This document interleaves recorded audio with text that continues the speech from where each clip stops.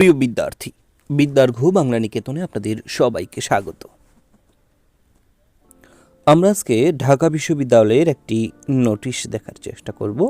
এই নোটিশে কোনো ভুল রয়েছে কিনা সেই ভুলগুলোকে আমরা ফুলে রূপান্তরিত করবার চেষ্টা করব। আশা করি আপনাদের সঙ্গ পাব। আমরা শুরুতেই দেখতে পাচ্ছি যে এটি হাজী মোহাম্মদ মহসিন হলের একটি বিজ্ঞপ্তি। তো এই বিজ্ঞপ্তি বা নোটিশে কি রয়েছে?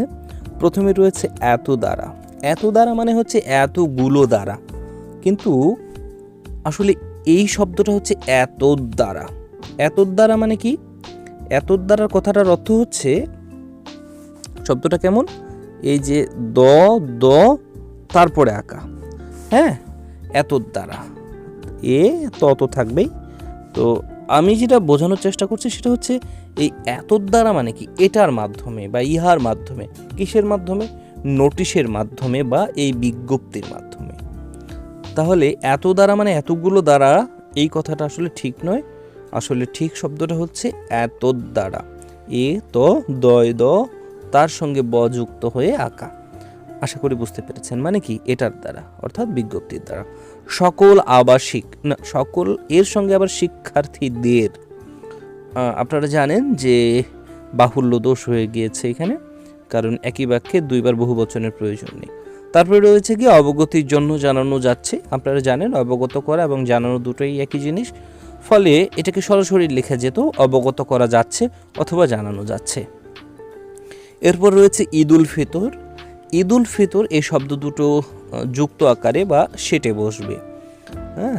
এবং সাথে সাথে আরও একটা ব্যাপার, ঈদ বানানটা কিন্তু রস্বই দিয়ে, কিন্তু বহুল ব্যবহৃত বা আমাদের একটা ইমোশনের সঙ্গে যুক্ত হয়ে গিয়েছে যে ঈদ বানান, ঈদ উল ফিতর, ঈদ ঈদ সম্পর্কিত সে আরও শব্দগুলো রয়েছে, সেগুলো হচ্ছে দীর্ঘই দিয়ে আমরা লিখে অভ্যস্ত, ফলে এটা অনেকেই দীর্ঘই দিয়ে লিখে, কিন্তু সঠিক হলো রস্বই দিয়ে লিখে।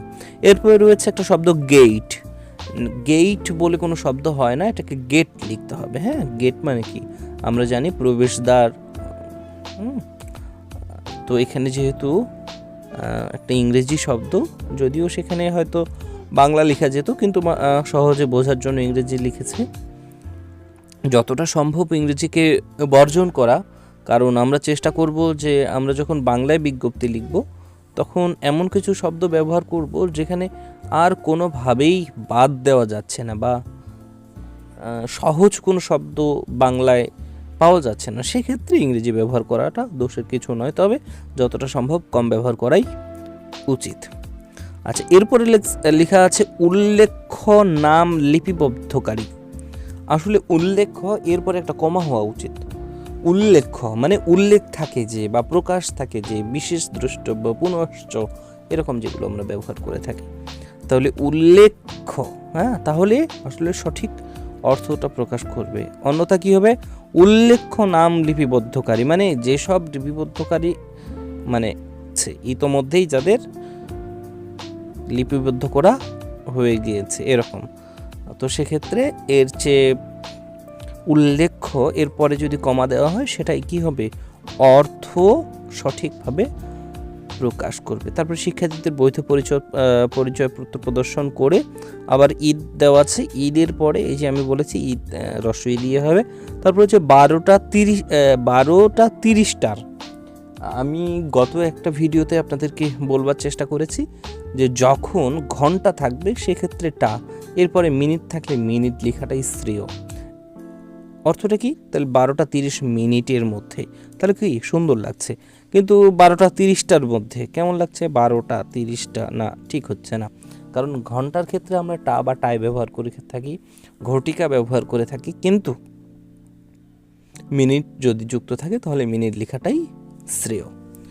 আচ্ছা, আপাতত এই কয়েকটি ভুল আমার চোখে পড়েছে। আপনাদের চোখে কোনো ভুল ধরা পড়লে জানাতে পারেন। আপনাদের সবাইকে অসংখ্য ধন্যবাদ। ঢাবির বিজ্ঞপ্তিতে আমরা যে কয়েকটি ভুল পেয়েছি সেগুলো সংশোধন করবার চেষ্টা করলাম, যাতে সবার জানা হয়ে যায়। বিদ্যার্ঘ বাংলা নিকেতনের সঙ্গে থাকবার জন্য আপনাদের সবাইকে অসংখ্য অসংখ্য ধন্যবাদ।